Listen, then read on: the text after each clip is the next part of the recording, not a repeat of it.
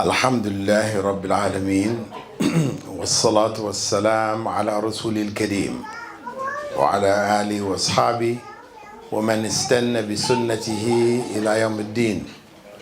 All praise is due to Allah, and may Allah's peace and blessings be on the last Prophet Muhammad sallallahu alayhi wasallam and on all those who follow the path of righteousness until the last day. The topic, as was introduced by my brother, on volunteering in Islam, as you all are volunteers. And this is an issue which Muslims all around the world who are engaged in Islamic work have to consider. How do we look at volunteering in Islamic events, efforts, etc.? Because the work of establishing Islam, learning Islam, conveying Islam, to a large degree depends on volunteers. Should it be that way? That's something which is debatable. If we look at the basic definition of what is a volunteer, it's basically one who freely gives of himself or herself for a cause, an event, or an activity. Freely giving, meaning that they don't get any obvious reward for it. Now, it could include some payments to cover costs, but the idea is that it's not like a job. You're being paid for doing a job. You're doing this freely from yourself. Some of your expenses may be covered, and otherwise it is a sacrifice. It's about some form of sacrifice. And in fact, because of the fact that teaching the Quran for money is considered something objectionable. The Muslim Ummah from the earliest of times, they would never consider the Quran teachers, those who are teaching the Quran, as workers, that this was actually a job per se, but rather that those who are teaching the Quran were volunteering their time to teach the Quran, and money was given to cover up for their expenses. Because if they dedicate their whole time to the teaching of the Quran, then they have no time to earn their living. So the money was given as support and not as payment of salaries. So this is the way of thinking that Muslims developed with regards to teaching the Quran in particular. Teaching other things, people didn't have any problem with being paid for, but the Quran, because this is the word of Allah, and the idea of charging people to gain the word of Allah, to learn the word of Allah, or that teaching it you would be paid for it, was objectionable from Muslim thought. Right? So they developed this other way of approaching it.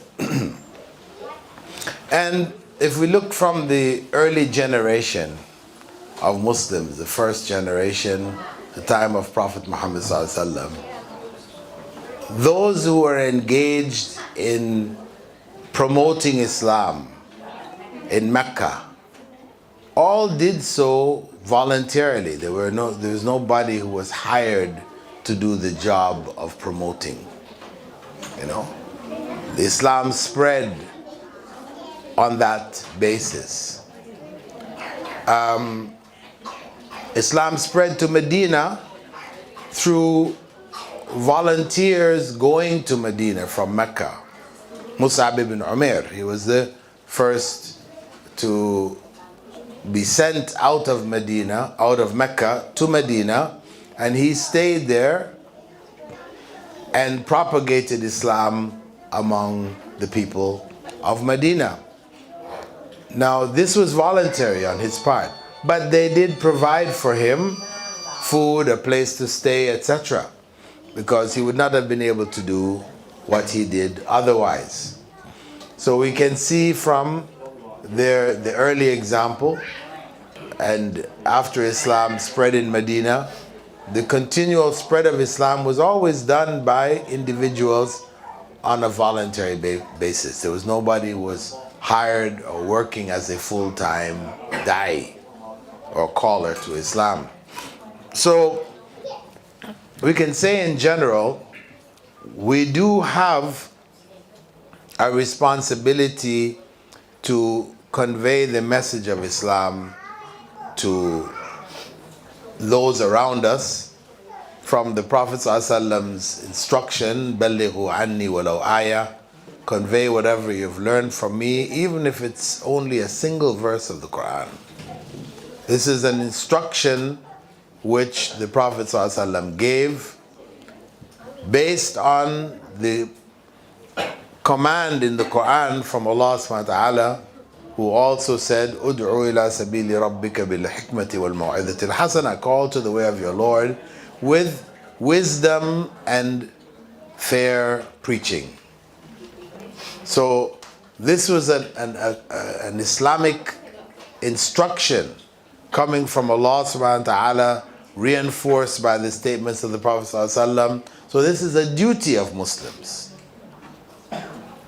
To do so is not in and of itself something voluntary. It is an obligation which has been placed by Allah on all Muslims. That whatever we have learned from the Prophet ﷺ, we have the duty to convey that message to others. Because had others not conveyed the message to our foreparents, our great-great-great-grandparents, whatever, then we would not have been Muslims today. This is the reality. So this conveyance of the message, spreading the teachings, this is an ongoing responsibility of the Muslim community as a whole, and those in the community who have the best knowledge, the best abilities to speak, etc., then that obligation becomes even that much more heavy on their shoulders. It's on everybody, but those who are more capable, it becomes on their shoulders even more so. So, to help those who have taken up this responsibility, since it's a community responsibility, and there will arise in all the Muslim communities some individuals who will take it on and go ahead and try to do it. It is the duty of the rest of the community to support them, to help them. To help them whether it is financially, or to help them whether it's politically, or to help them from a physical volunteering perspective. That you have some who have stood out and have taken the responsibility and going ahead, then the rest of you, okay, you see yourself not able to give that kind of time or to commit yourself on that level, but you support them. So the volunteering spirit comes in support of those who have taken up this responsibility, which was on the community as a whole. So then, as a volunteer, we have to have the right mindset. Otherwise, our voluntary commitments will not last long. Volunteers are known for coming for a while in the beginning, very much worked up and everything, and then, as time passes, they get weaker and weaker and weaker till we don't see them anymore.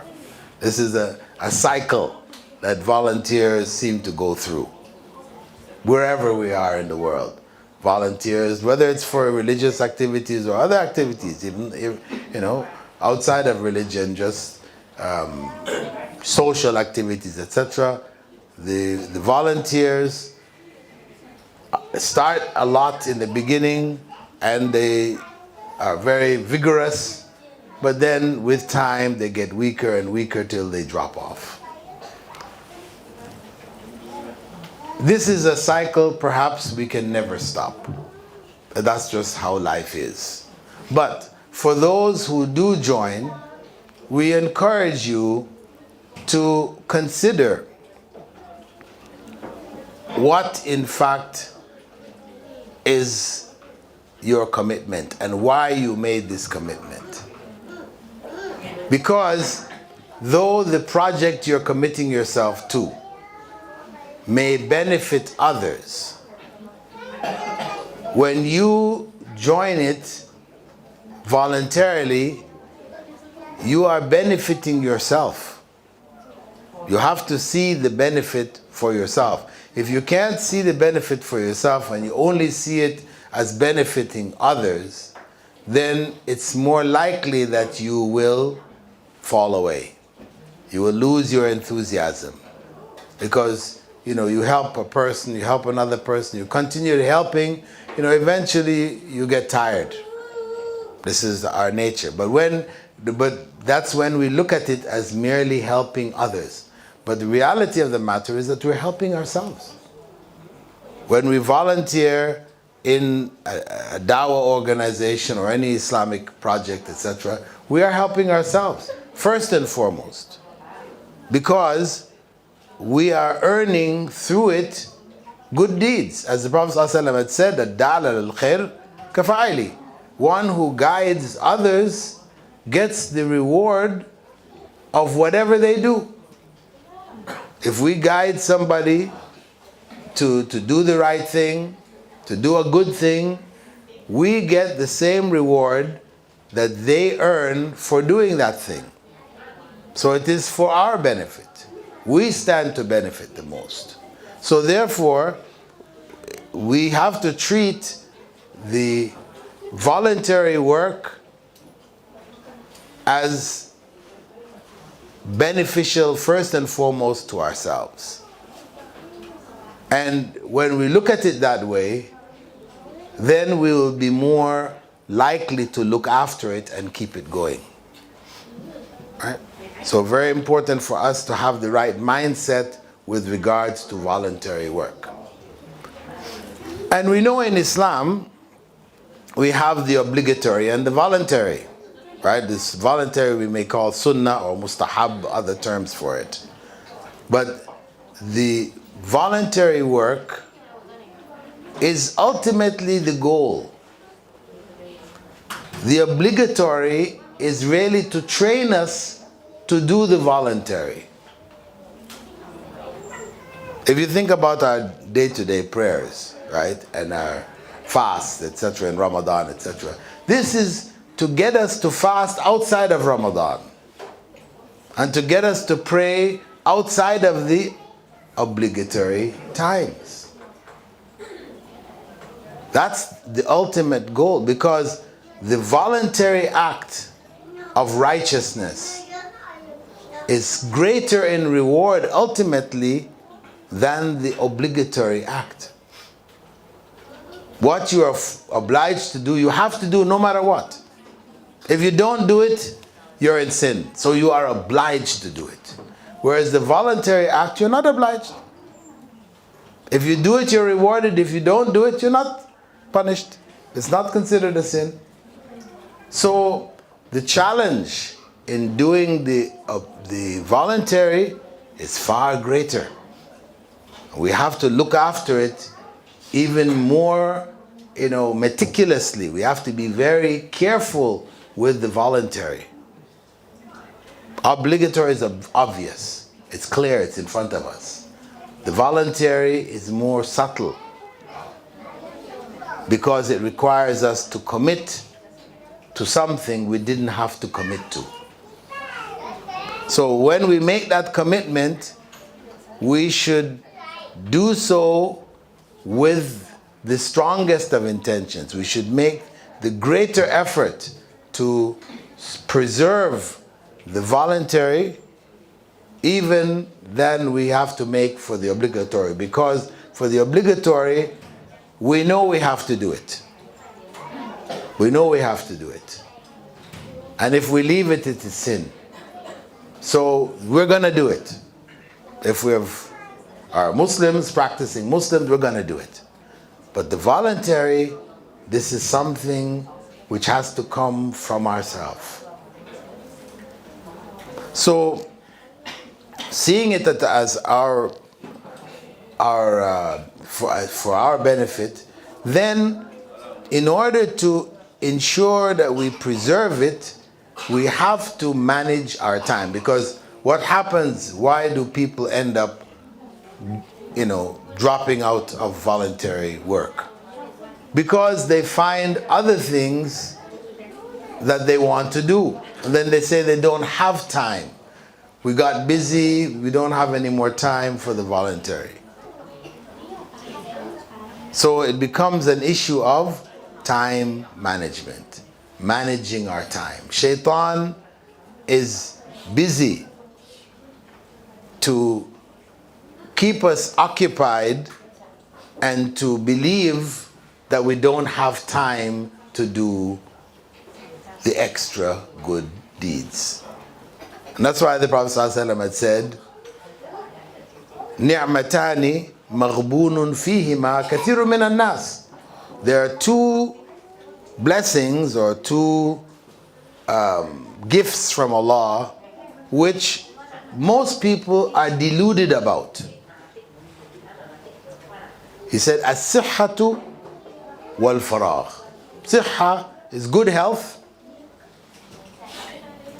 We are tricked by our state of good health to think we'll always have good health.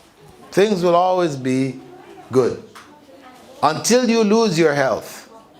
When you lose your health, then you value good health. Wal faragh, and is spare time. That is spare time. That you think you have spare. I will always have time to do it. Let me put this thing off, I'll do it later, I'll find tomorrow, the day after, whatever. And then time passes, we're not able to do it. So it is easy to become deluded with regards to voluntary work and the time that it has to be done in. So we have to be very, very conscientious about looking after that voluntary commitment by scheduling.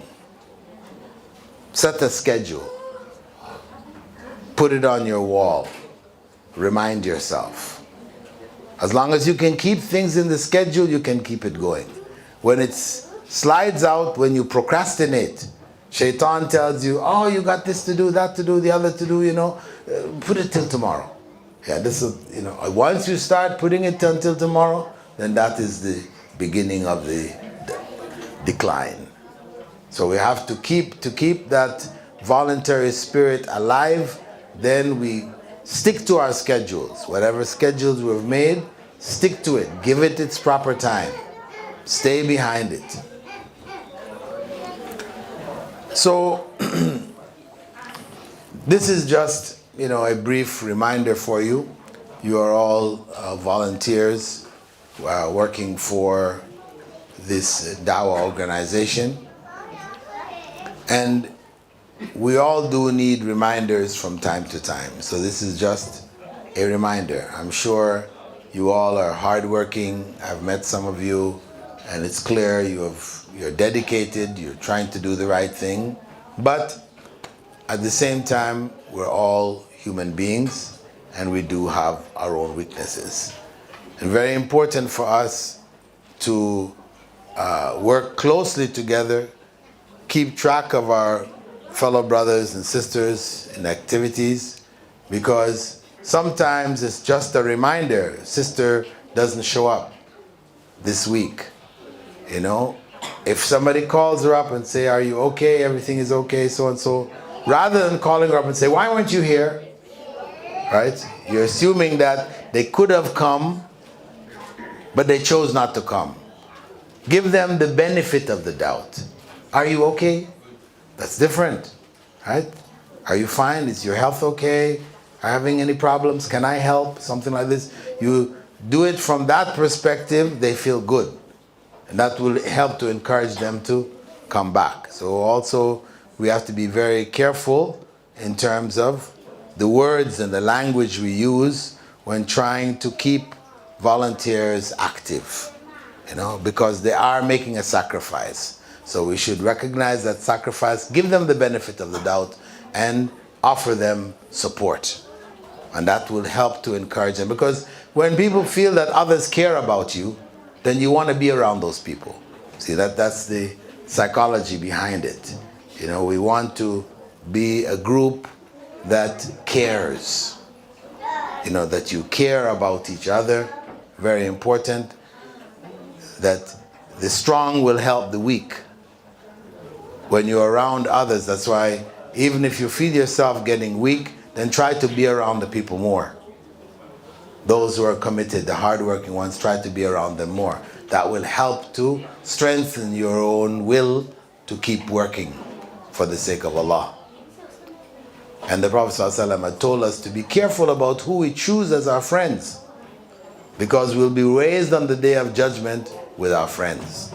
So we try to develop and build on our friendships which come from the group of volunteers. Try to be close to the most hardworking ones for yourself, and be close to the weaker ones for them and for yourself.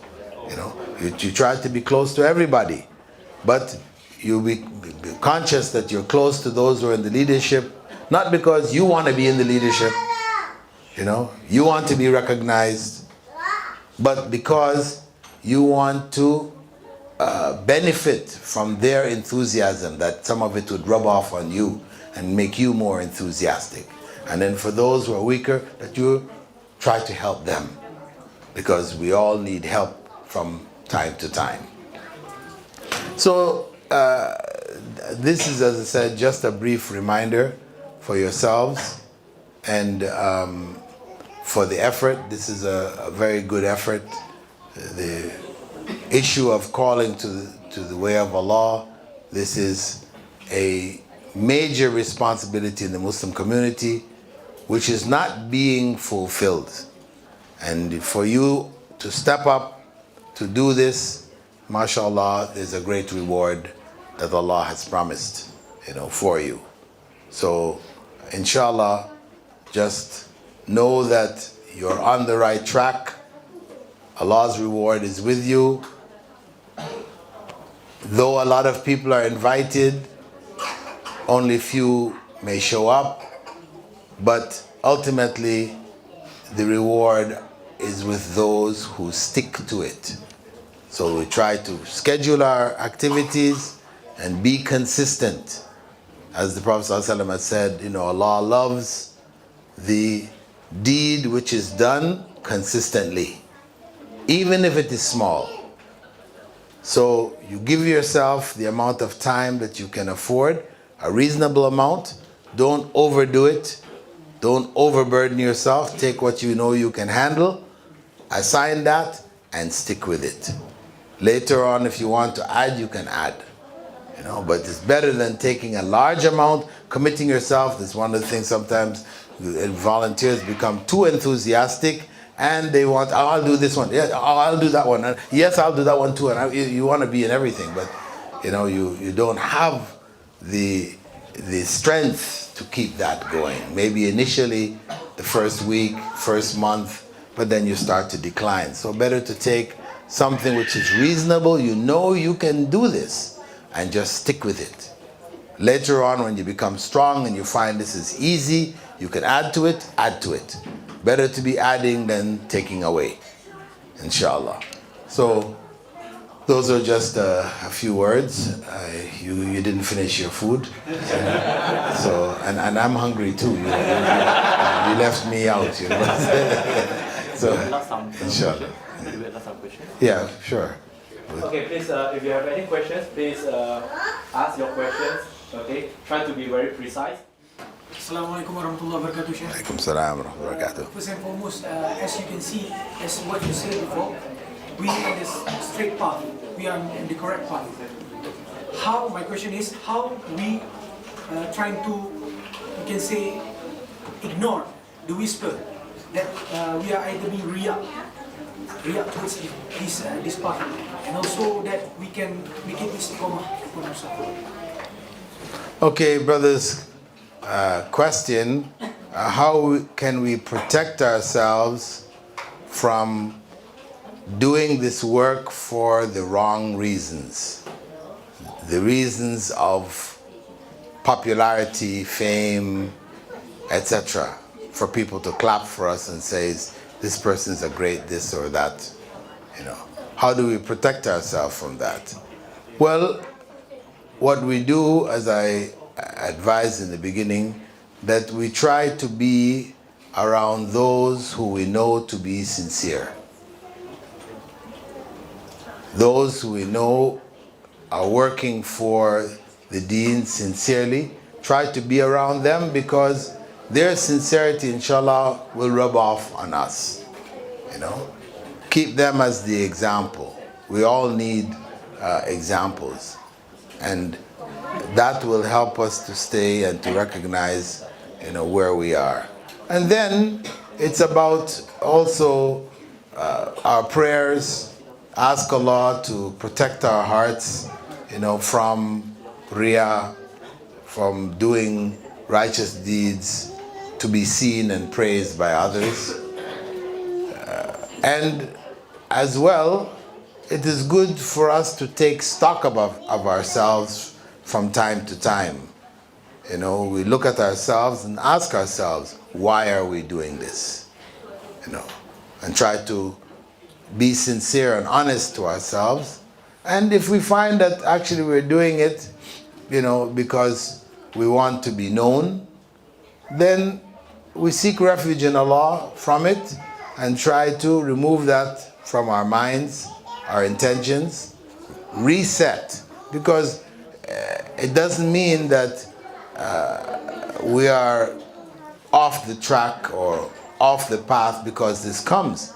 Because we're human beings, and these thoughts may enter into our minds and may find root and start to grow. But the key is, as long as we find them, we catch them, we correct them by seeking repentance from Allah and by changing our intention, and inshallah we can overcome riyah.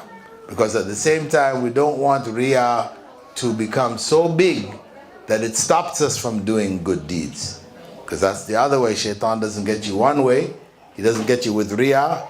Then he gets you to give up the good deeds out of a fear of falling into riyah.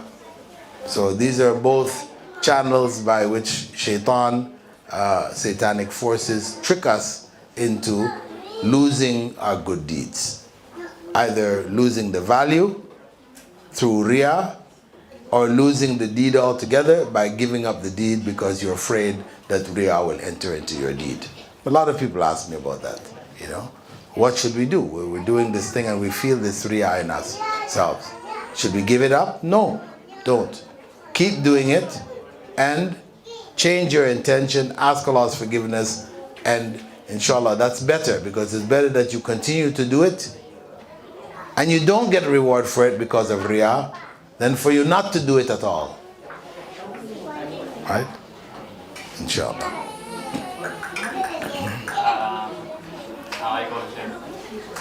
I would like to ask about the ethics in the WhatsApp group. Put it in this WhatsApp group was non-Muslim and also Muslim. So when it comes to some Muslim posted some Islamic knowledge or dua or wishing the non-Muslim, for example, Christmas. Then I know some knowledge we shouldn't to wish the non-Muslim Christmas, some opinions. How do we react? Let's say I reacted like I put a noun Bilal. It's like against it. But the non-Muslim felt offended. How to...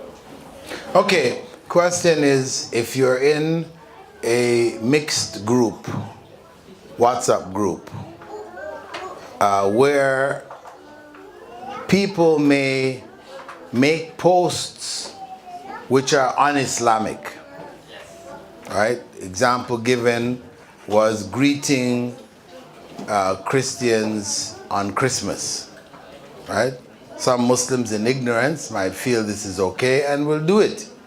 So do you correct them publicly in that WhatsApp group, which could lead to non-Muslims in the group feeling offended?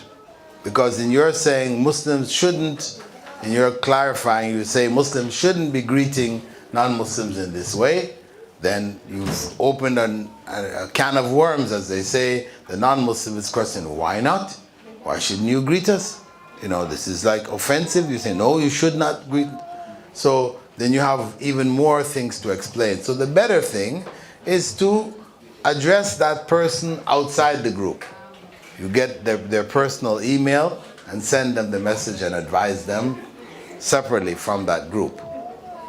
Unless this is an issue that you're discussing and you need to give clarification, then you can enter into it. Otherwise, it's better not to correct that publicly, where others may be offended by it.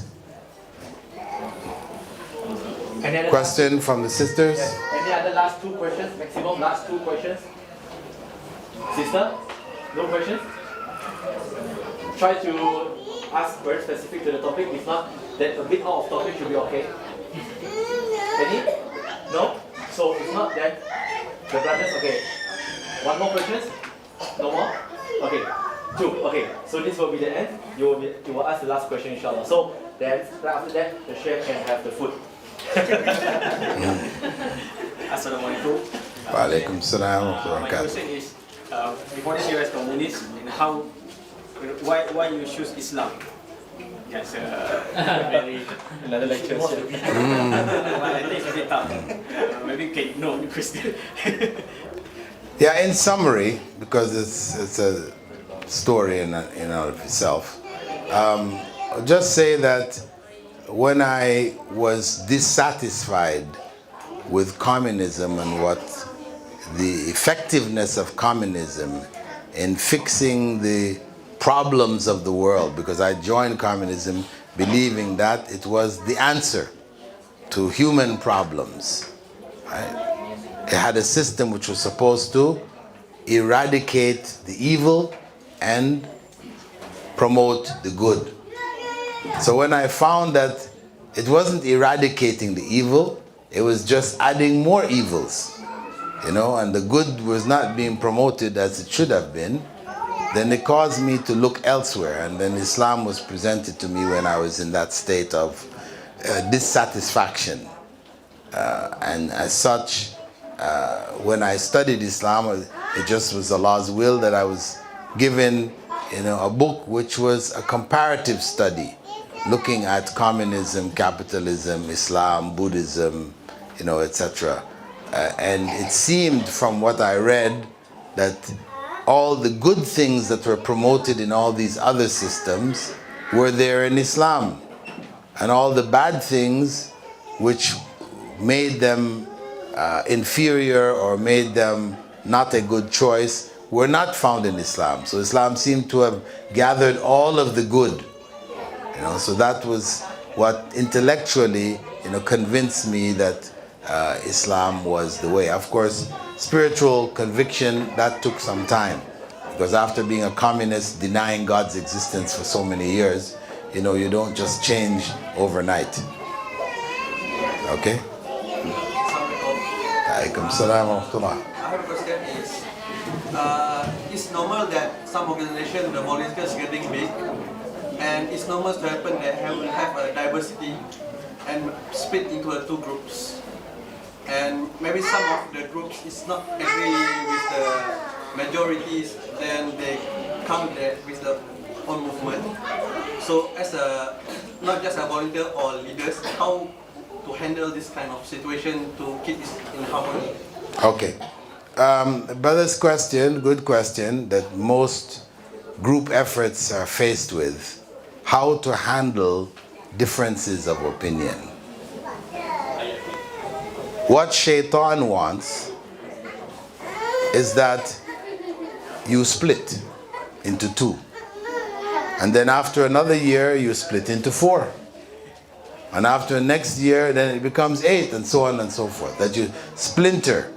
You split into splinter groups, because with the splitting, you get weaker. You know, you split your source of strength, your energy, your resources, all of that has been split. Means you can't be as effective as you were when you were together. So this is one of the ways of undermining the dawah, that the ranks of those who are involved in the dawah become split. So what we need to be is flexible. We have to be able to tolerate different opinions. And even if you have other people with you, but the majority opinion is one way, then you go with the one way. And of course, those in leadership, if they see that the majority are holding a different position than them, then they have to consider that different position and correct themselves relative to it. But if they decide, for whatever reason, that this way, even though they're in the minority, this way is actually the better way, then again, the majority have to be flexible enough to say, okay, since they're the leadership, they may have information we don't necessarily have, we don't have access to or whatever, but they are the leadership that we have accepted from the very beginning, then we need to go along with them.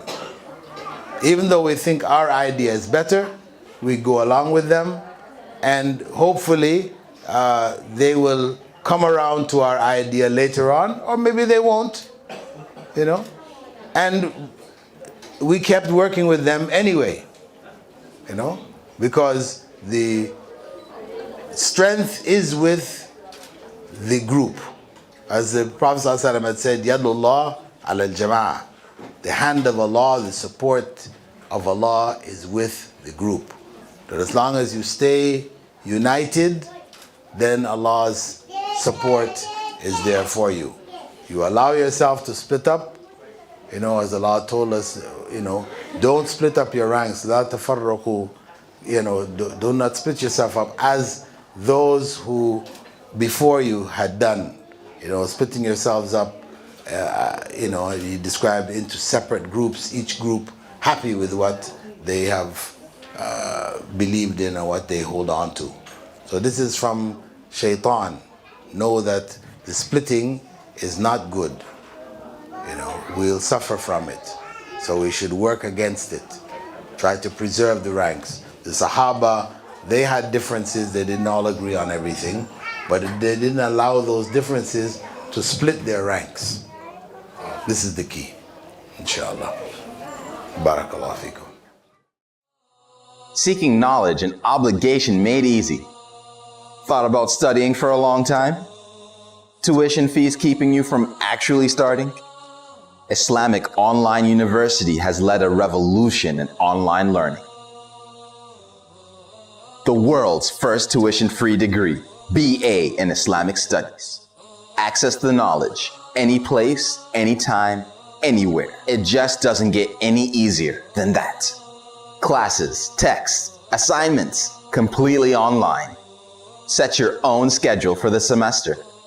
No overseas travel required for the exams. Subjects taught by qualified English-speaking scholars. Weekly live sessions in virtual classrooms. with curricula based on those in Al Madina University in Saudi Arabia, Al Azhar University in Cairo, and other reputable institutions around the world. Why wait any longer?